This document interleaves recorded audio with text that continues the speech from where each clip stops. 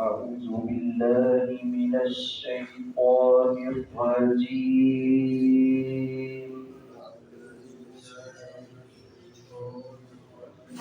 بسم الله الرحمن الرحيم.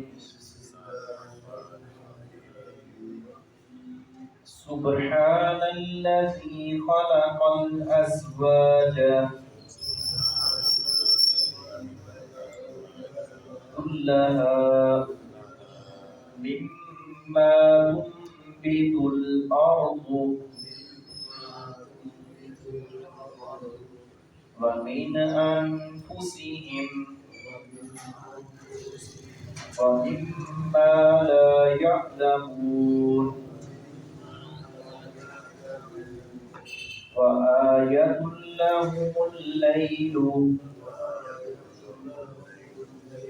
نسلخ منه النهار فإذا هم مظلمون. والشمس تجري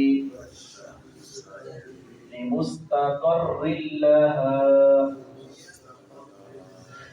ذلك تقدير العزيز العليم.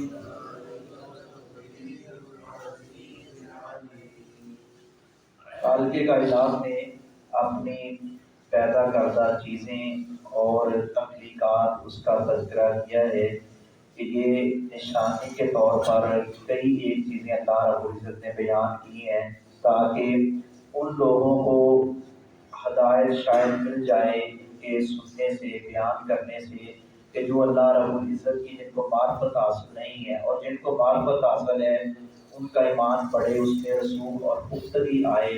تو اللہ رب العزت وحدہ لا شریک ہے، وہ ہر لحاظ سے پاک اور صاف ہے، اس کی ذات مبرہ ہے، ہر قسم کے عیوب و نقائص سے پاک اور منزہ وہ ذات ہے.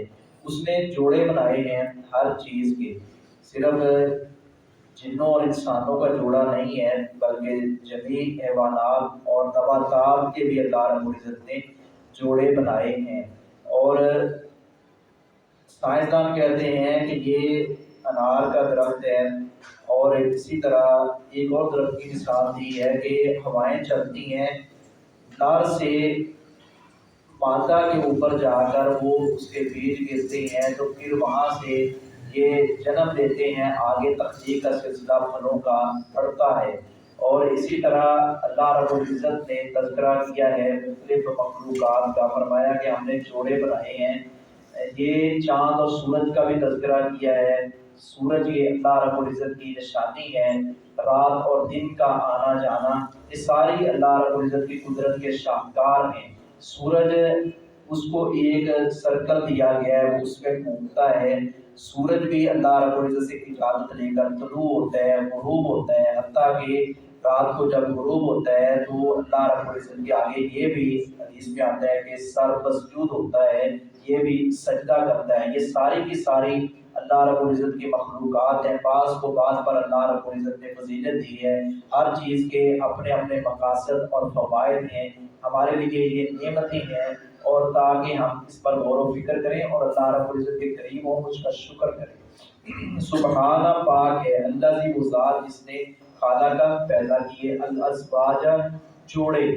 اللہ رب العزت وہ ذات ہے جس نے جوڑے پیدا کیے. پاک ہے وہ ذات، یعنی وہ ہر قسم کی شراکت سے پاک ہے، اس کا کوئی شریک نہیں ہے.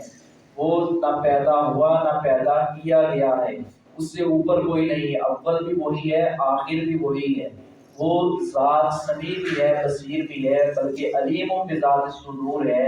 انسانوں سے جو چیزیں اوجھل ہیں اس کو نظر آتی ہیں، اس کو سنتا بھی ہے، وہ دیکھتا بھی ہے.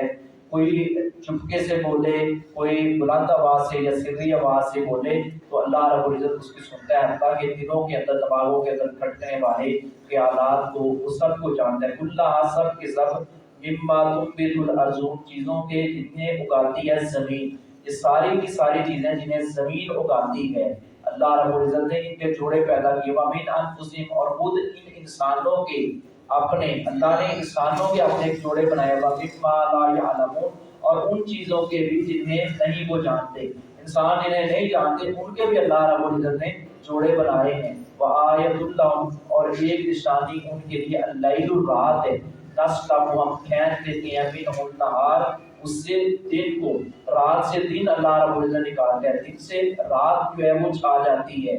یہ سارا دن جو ہے وہ سرکل جو ہے سورج بھی گھومتا ہے، چلتا ہے، چاند کا سورج کا ایک اپنا مدار ہے، اور وہ اپنے آگے فرمایا فائزہ مسلمون، پھر یکا یک وہ اندھیرے میں رہ جاتے ہیں۔